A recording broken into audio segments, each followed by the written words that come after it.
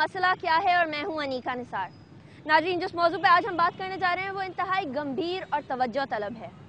आज हम बात करने जा रहे हैं चाइल्ड सेक्सुअल अब्यूज़ यानी बच्चों के साथ जिनसी ज़्यादती के वाक़यात पे।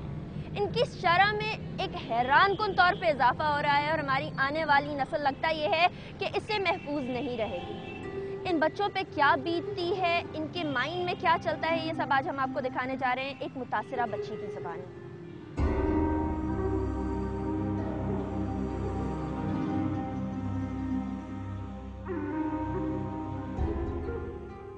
नाज़रीन, अब हम मौजूद हैं एक नन्ही कली के घर जिससे उसका बचपन छीन लिया गया एक ऐसे ही वहशी दरिंदे की जानिब से। हम मौजूद हैं महक के घर पे और हम अंदर जाएंगे और जानने की कोशिश करेंगे कि ऐसी क्या वाक़यात पेश आए जो कि महक आज सहमी है।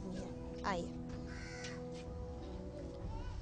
चीज़ लेने के लिए गए, जब ऑफिस से आने लगी तो पीछे से उस लड़के ने इसको खींच के उनके घर में लेके गया। तो ये रोती, घर में ले गया? नहीं, अपने घर पे नहीं, उनके सामने वाले, उनके घर में कोई नहीं है, नीचे के पूरा तीनों कमरे खाली है। आपको पता चला कि महक के साथ ज्यादती आपके घर पे की गई थी? वो तो हम लोग घर पे थे ही नहीं। घर पे नहीं था? नहीं थे। अच्छा, फिर कैसे हुआ? आपको कैसे पता पता नहीं, हम लोग को पता भी नहीं थी। अच्छा, रात को इन लोग के आए था हमारा घर पे, बोले ये हंसला हुई। चाचू साहब आए, उन्होंने खुद भी देखा खून पड़ा हुआ था।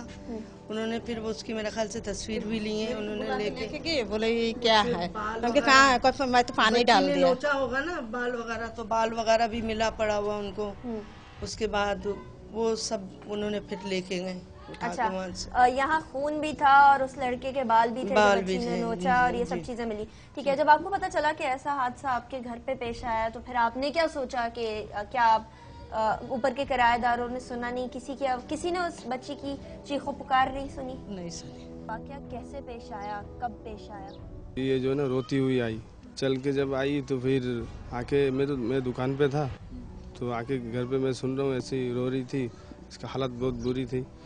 तो फिर इसको मैंने क्या किया, फिर मैंने बोला हॉस्पिटल में ले चलते, तो प्राइवेट में जो ना लेके गया था। फिर वो जो ना इलाज नहीं कर रहा है, बोला इसका हालत बुरी है, तो इसको जो ना पुलिस केस है। जब ये वाकया हुआ उसके बाद हम लोग प्राइवेट में ले गए, 3-4 हॉस्पिटल से वापस कर दिया, कह रहा है ये पुलिस केस है, आप लोग थाने में ले जाए। अच्छा, उन्होंने वापस कर दिया? जी, उन्होंने केस लिया नहीं। इनको ले जाएं, ये सरकारी केस है, प्राइवेट नहीं है। इसमें हमारे लिए भी मसला होगा, आपकी बच्ची का भी। उससे बेहतर यही है एफआईआर कटवाएं और आप लेके जाएं हॉस्पिटल अब्बासी या जिना में। सबसे पहले तो ये बताएं कि ये वाकया कब पेश आया और ये किस तरीके से आपने इसको पकड़ा? बच्चे की फैमिली आई है थाने में, बच्ची को साथ लेके, ब्लीडिंग हो रही थी इसकी कि भाई ये इसके साथ इस तरह का इंसिडेंट हुआ है। इनकी इनिशियल रिपोर्ट लिख के इनको अब्बासी शहीद हॉस्पिटल भेजा है। वहाँ से डॉक्टर साहबा ने जब तस्दीक की है कि इसके साथ इस तरह का इंसिडेंट हुआ है, तो इसकी एफआईआर लॉन्च की गई है। इसने यही कहा जो यानी 17 से 20 साल तक है उम्र, हाँ, लड़के के। तो उन्होंने किया, ये बड़े उम्र की नहीं है, बड़े उम्र की अगर होते हैं तो ये बच्ची ख़त्म हो जाती। और शुक्र करें जो ये इसका गला दबाया नहीं, सिर्फ मुंह दबाया, ये होठ वगैरह बिल्कुल सूज गए थे बच्ची की। क्या आपने उस टाइम पे सोचा था कि अब आपकी बेटी का मुस्तकबिल क्या होगा? मैं तो बस मैं जान निकले रहा था, पता नहीं क्या हो जाए बेटी का। पूरी रात उसके बस सोचती रही जो पता नहीं क्या है, क्योंकि मैं नहीं गई थी हॉस्पिटल। छोटा बेटा है, उसके साथ मैं घर में रह गई। मैं जेठानी को भेज दिया हॉस्पिटल, जी, उनको भेज दिया। फिर फ़ोन में राब्ता करती रहे उन लोग, कभी अब्बासी से जिन्ना में भेज रहे, इस तरह सारा दिन रात। तो बस इस तरह थी, ना किसी से बात कर रही है, ना आंखें मिला रही है, ना कुछ, आंखें बंद करके बस लेटी हुई, बस मैं बातें कर रही हूँ, मुझे भी नहीं देख रही, किसी को भी नहीं। 2 दिन तक तो इसकी आंखें बंद ही थी, खोला ही नहीं, ना बात के, हाँ, बात भी नहीं की किसी से, ना किसी को देख रहे, अपने बस अपने धुन में। तो बात करने की कोशिश करती हूँ तो ये रोना शुरू हो जाती है। अभी अल्लाह से हम दुआ करते थे कि अल्लाह ताला मेरे बेटी को ज़िंदगी दे, जो भी होगी नसीब में थे, क्या करे।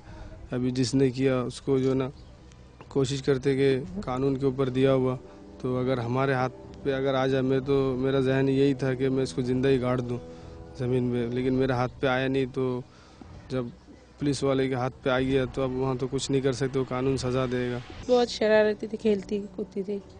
जब से ये हादसा हुआ तब से बस बिल्कुल नॉर्मल हो गई, अपने धुन में रहती है ज़्यादातर। खेलती है क्या? बहुत कम। जब कोई आता है तो क्या महसूस करती है? बड़े लोगों को देखते हैं तो परेशान हो जाती है, फिर एक साइड में हो जाती है। क्या सज़ा चाहती हैं आप कि आपके बेटी के मुजरिम को क्या सज़ा दी जाए? मेरे बस में होते तो बस उसको तो हम बता ही नहीं सकते क्या करते उसका।